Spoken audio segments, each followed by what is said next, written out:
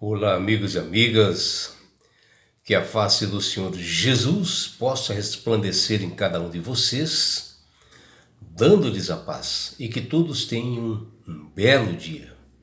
Vamos estudar a lição e hoje, domingo 21 de maio, a lição 9, ela tem como título Dois Sistemas Opostos. A lição de hoje ela está baseada no livro de Apocalipse, no capítulo 12, versículos 17, e no capítulo 17, versículos 14, no livro de Apocalipse, capítulo 14, versículo 8, e no capítulo 17, versículos 1 e 2. E o que nós vemos em Apocalipse 12, 17, nos diz: irou-se o dragão contra a mulher e foi pelejar com os restantes da sua descendência, os que guardam os mandamentos de Deus e têm o testemunho de Jesus. Aqui, meus amigos, minhas amigas, é que está o grande conflito para o fim dos tempos, aqui na Terra. E estamos falando para os dias de hoje, onde o dragão, que é Satanás, começa a perseguir a mulher, no caso a igreja, pois sabe que seus dias estão contados, onde Jesus prometeu exterminá-lo após a sua morte na cruz do Calvário. E esta finalização de Satanás, essa exterminação de Satanás, ocorrerá na sua segunda vinda, que está muito próxima, conforme os sinais que o próprio Jesus mencionou junto com seus discípulos, quando ele estava entre nós pela primeira vez, que o próprio Jesus fala em Mateus capítulo 24. E Satanás, sabendo que será exterminado, ele começa a pelejar, a perseguir contra o povo de Deus, tentando levar ao engano, a mentiras, tentando mudar as leis. E o foco principal dele é os mandamentos, que é muito importante para o tempo do fim, porque é nos mandamentos que está o verdadeiro caráter de Deus. Com isso, nesta Babilônia espiritual de hoje, na Terra, há um grande conflito entre dois sistemas religiosos, simbolizados como a mulher vestida de sol, que está lá em Apocalipse 12, e pela mulher vestida de escarlate, que aparece em Apocalipse 17. Avisando que a mulher, no caso a igreja, e aqui revela uma grande diferença entre esses dois sistemas. A mulher vestida de sol, ela é fundamentada na palavra de Deus, ou seja, na palavra de Jesus, porque Jesus é o sol da justiça. E a mulher vestida de escarlate, ela é o contrário, né? Porque Jesus sempre será o centro, né, da atividade da igreja, e a mulher vestida de escarlate é o contrário, ela combate realmente as Sagradas Escrituras. E o contraste, né, entre ambas, a mulher, a igreja está entre a verdade e a mentira, entre o erro e a salvação pela graça de Jesus, e somente somos salvos pela graça de Jesus, como o próprio Jesus menciona, que ninguém chega ao Pai senão por Ele Jesus, Ele é o sol da justiça, e é o único meio de salvação. E também aqueles que amam a Jesus, eles fazem as suas obras pela sinceridade de coração. E os enganos na salvação falsa, né? São por decretos humanos, né, por poderes, né, de reis e governantes, onde a mulher de escarlate, né, ela confundirá as pessoas e levá-los à doutrina de mentiras que não condizem com as Sagradas Escrituras. E é uma confusão, né, ela é uma Babilônia espiritual, levando à perdição a humanidade. E aqueles que não observam e não se atentam ao que está escrito na palavra de Deus. E Apocalipse 17 menciona que a mulher vestida de escarlate é chamada de prostituta. A igreja que deixou o verdadeiro amor de Jesus e passou realmente a perseguir aqueles que seguem Jesus. E essa prostituta, ela vem montada em uma besta de escarlate, que fala ali em Apocalipse 17, que aqui é o poder político, né, que sustenta realmente esta mulher, essa igreja falsa. E em vez de obter a sua autoridade da doutrina, ou seja, em seu poder em Jesus, ela vem obtendo a palavra que salva através dessa Babilônia espiritual.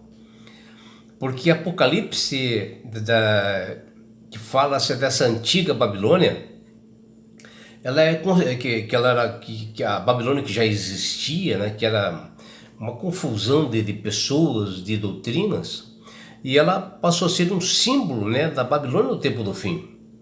E ela recebe esses governantes, esses reinos corruptos, né, desse mundo, e se alia a ele nessa doutrina da mentira. E essa mulher escarlate, que é a igreja, né, da mentira, oferece uma taça de vinho cheia de doutrinas estranhas, né? Sabendo que o vinho, né, quando fala assim de vinho, ele é literalmente, ele afeta a consciência, né, a mente, a razão das pessoas, por isso que ele é mencionado como uma simbologia ali. Ele afeta a forma de pensar, o modo das pessoas de discernir as coisas. As pessoas, quando bebem, elas não conseguem discernir claramente as coisas e se confundem. Por isso que Deus compara isto, essa mulher de escarlate, nesse sentido.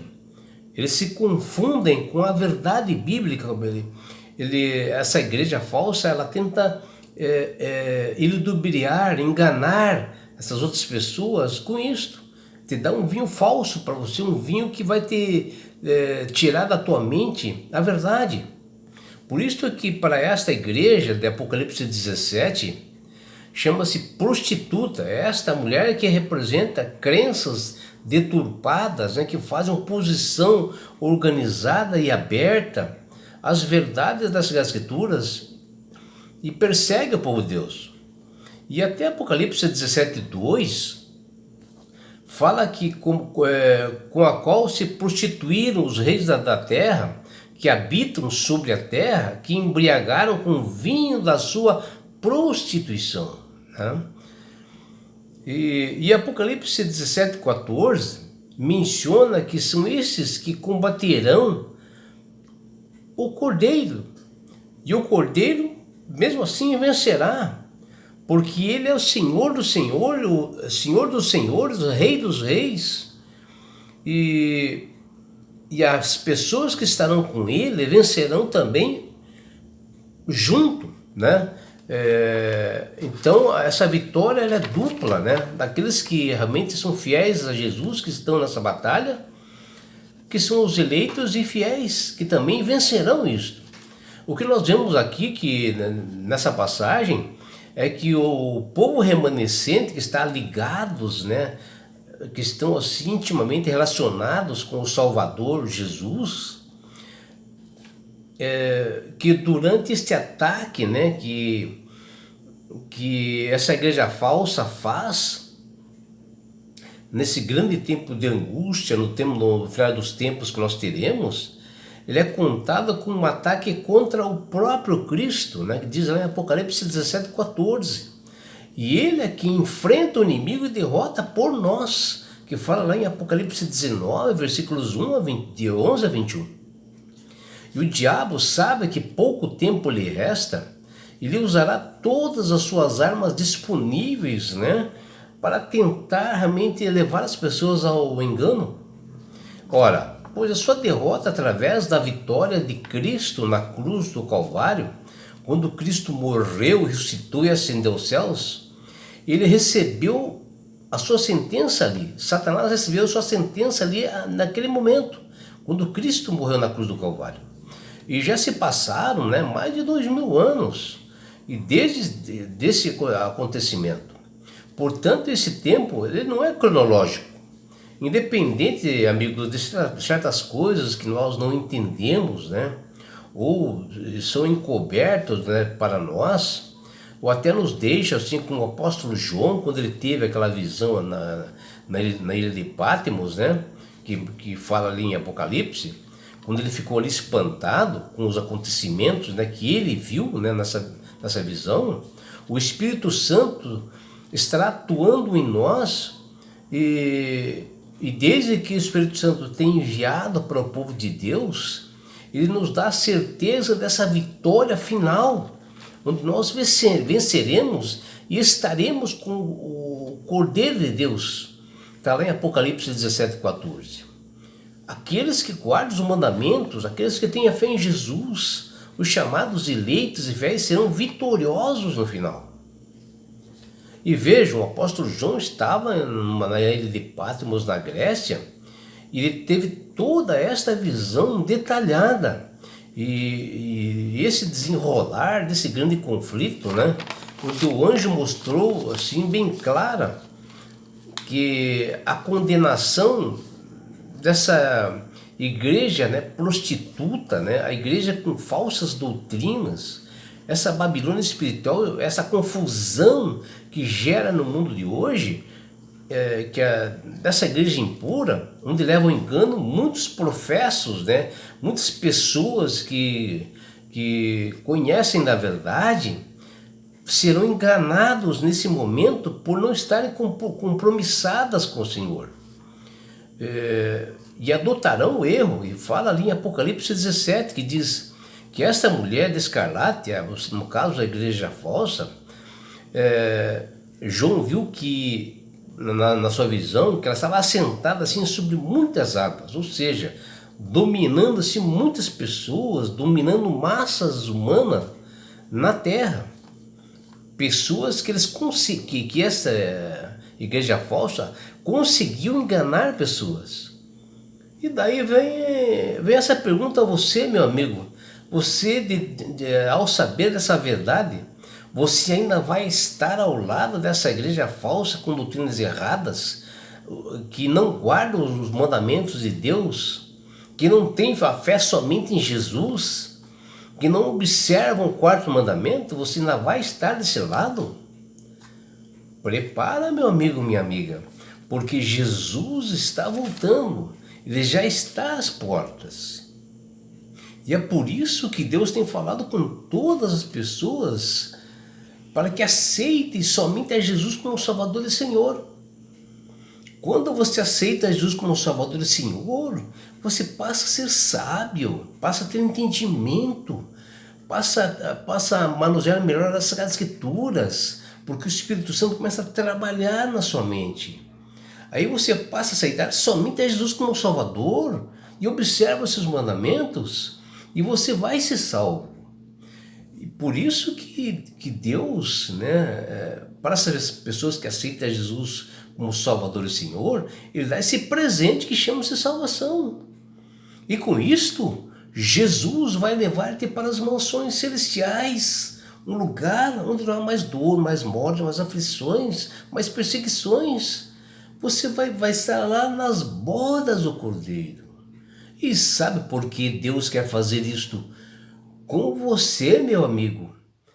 Com você, minha amiga? Porque Jesus te ama.